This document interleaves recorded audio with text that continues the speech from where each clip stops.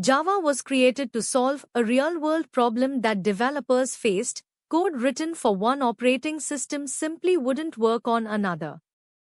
James Gosling and his team at Sun Microsystems wanted to build a language that was simple, reliable, and could run on any machine without rewriting the code.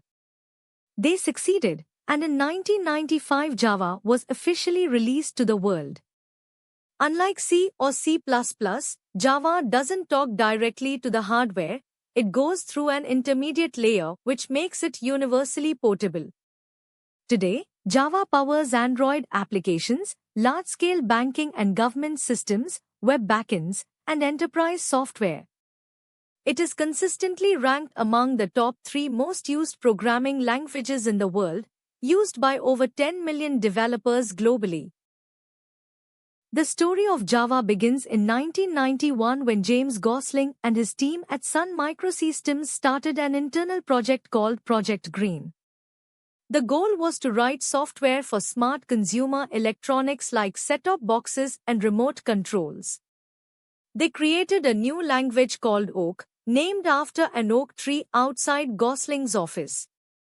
But that name was already trademarked, so they renamed it Java, inspired by Java coffee that the team loved drinking during long coding sessions. In 1995, Java was officially released to the public, and in 1996 the first JDK 1.0 came out. In 2006, Sun made Java open source.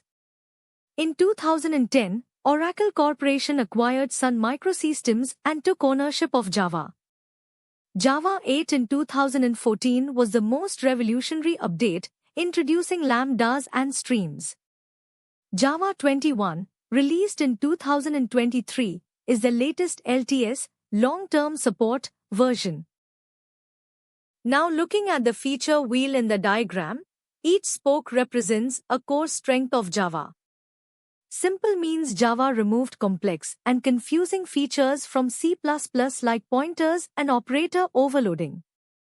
Object-oriented means everything is modeled as objects and classes. Platform-independent is the VORA principle we discussed. Secure means Java has no direct memory access and has a built-in security manager. Robust means Java handles errors well through exception handling and strong type checking. Portable means the same code runs everywhere. Multithreaded means Java can run multiple tasks at the same time within one program. High performance is achieved through the JIT compiler, which speeds up execution at runtime. All these features together are what make Java so dominant and long-lasting in the industry. To understand platform independence, first understand the problem it solves. When you write a C program and compile it on Windows, it produces a .x file, machine code specifically built for Windows. That file will not run on Linux or Mac. You'd have to rewrite or recompile it for each OS separately. This was a huge problem for developers. Java solved this with a two-step approach. In the first step, the Java compiler converts your source code not into machine code, but into something called bytecode, saved as a .class file. Bytecode is not specific to Windows, Linux, or Mac. It's a neutral, intermediate format. In the second step, every operating system has its own JVM, Java Virtual Machine, installed. The JVM on Windows knows how to run bytecode on Windows. The JVM on Linux knows how to run the same bytecode on Linux. So the same .class file travels to any machine, and the local JVM handles the rest. This is exactly like a universal adapter. Your Java bytecode is the plug, and each JVM is the socket specific to that country. The plug stays the same, only the socket differs. This is the true meaning of write once, run anywhere. These three terms are the backbone of the Java ecosystem, and the diagram shows them perfectly as nested boxes, one inside the other. Starting from the innermost box, the JVM, Java Virtual Machine, is the core engine. It is responsible for loading your .class file, verifying the bytecode, and executing it. Inside the JVM there are 4 key components: the class loader which loads classes into memory, the bytecode verifier which checks the code for security, the execution engine which actually runs the bytecode, and the garbage collector which automatically cleans up unused memory. JVM is platform dependent. There's a different JVM for Windows, Linux, and Mac, but it's what makes your Java code platform independent. Now the JRE, Java Runtime Environment, is the middle box that wraps around JVM. JRE is equal to JVM plus all the Java standard libraries and runtime support files. These libraries include things like java.lang, java.util, java.io, classes that your program uses when running.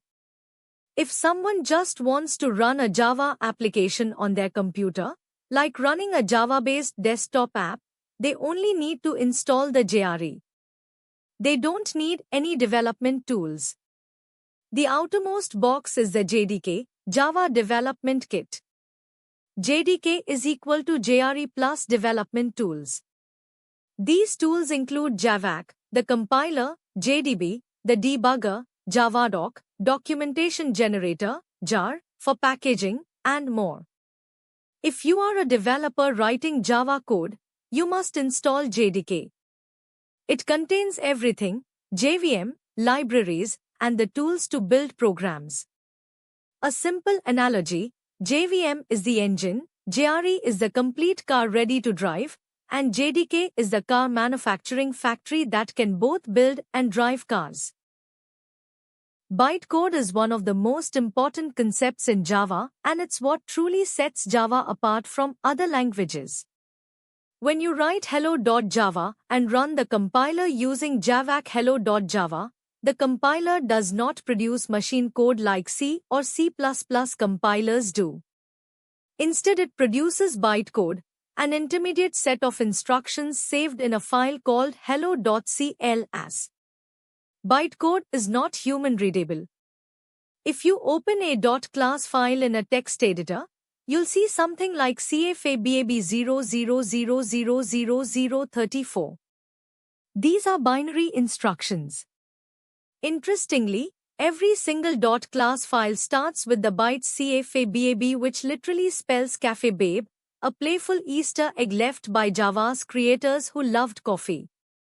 Bytecode is also not tied to any operating system or processor. It doesn't care whether you're on Intel or ARM, Windows or Linux. It's designed to be understood only by the JVM. This is exactly why the same .class file can be carried on a USB drive and run on any computer that has a JVM installed. Before the JVM executes bytecode, it passes through the bytecode verifier, a security checkpoint inside the JVM that ensures the code doesn't violate memory rules, doesn't cause stack overflows, and doesn't perform illegal operations. This gives Java an extra layer of safety that most compiled languages don't have. The journey of a Java program from source code to final output happens in 2 distinct phases: compilation and execution, and understanding this flow is fundamental to understanding how Java works. In the compilation phase, you write your source code and save it as hello.java. You then run the command javac hello.java. The Java compiler reads your code, checks it for syntax errors, and if everything is correct, it generates a file called hello.cls containing the bytecode. If there are errors, no .class file is created and the compiler shows you exactly what went wrong. In the execution phase, you run the command java hello. At this point, the JVM takes over completely. First, the class loader loads your hello.cls file along with any other required library classes into memory. Then the bytecode verifier scans the loaded bytecode and confirms it's safe and follows all JVM rules. Once verified, the execution engine begins running the bytecode. The execution engine has 2 modes: The interpreter reads and executes bytecode line by line, which is straightforward but slower. The JIT, just-in-time, compiler is smarter. It monitors which parts of the code are executed frequently, called hotspots, and compiles those directly into native machine code so they run at full hardware speed. This is why Java, despite being interpreted, performs very well in long-running applications. Finally, your output, "Hello, world," appears on the screen. Every Java program has a well-defined structure, and looking at the nested block diagram, you can clearly see how each part sits inside the other, like Russian dolls. The outermost layer starts with the package declaration. This is optional but important in large projects. A package is like a folder that groups related classes together. For example, package com.my app tells Java this class belongs to the myappy package inside com. Next comes the import statements, also optional. When you need to use classes from other packages, you import them here. For example, import java.util.scanner brings in the scanner class so you can use it in your code. Note that java.lang is auto-imported. You never need to manually import string, system, or math. The class declaration is the mandatory wrapper for everything. In Java, every single line of code must live inside a class. The class name must exactly match the file name. If your file is hello.java, the class must be public class hello. This is a strict rule in Java. Inside the class, you can have fields which are variables that store data for the class. Then comes the most important part, the main method, which is where JVM begins execution. Everything your program does starts from inside main. And as you see in the diagram, inside main live your statements, the actual logic and instructions.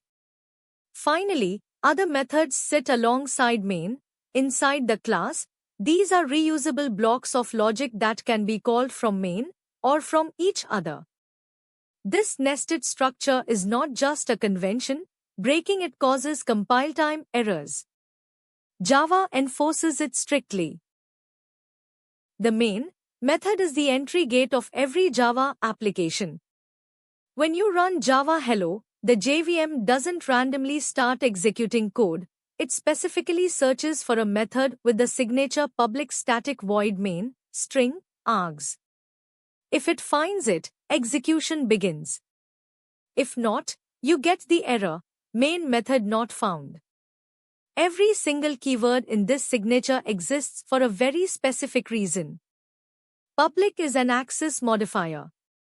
It means this method is visible and accessible from anywhere, including from the JVM itself, which lives outside your class. If you make it private or protected, the JVM cannot reach it and the program won't start. Static means this method belongs to the class itself, not to any object of the class. This is critical. When JVM starts, no objects exist yet. JVM needs to call main before creating anything. By making it static, JVM can call it directly as hello.main args without needing to create a hello object first. If main were not static, JVM would need an object to call it, but to create an object it needs to run code, and that's a circular dependency that can never resolve. Void is the return type. Main doesn't return any value to the JVM. The JVM simply calls main, the program runs, and when main finishes, the program ends. No return value is needed or expected. String args is the parameter, an array of strings representing command line arguments. When you run Java Hello alias 25 from the terminal, args 0 becomes alias and args 1 becomes 25. This allows users to pass input directly to the program at launch time without any prompts. The name args is just a convention. You could write string data and it would work the same way. One important point, You can overload main by creating multiple main methods with different parameters, and Java will compile without errors. But JVM will always start execution only from public static void main, string, args. The others are treated as regular methods.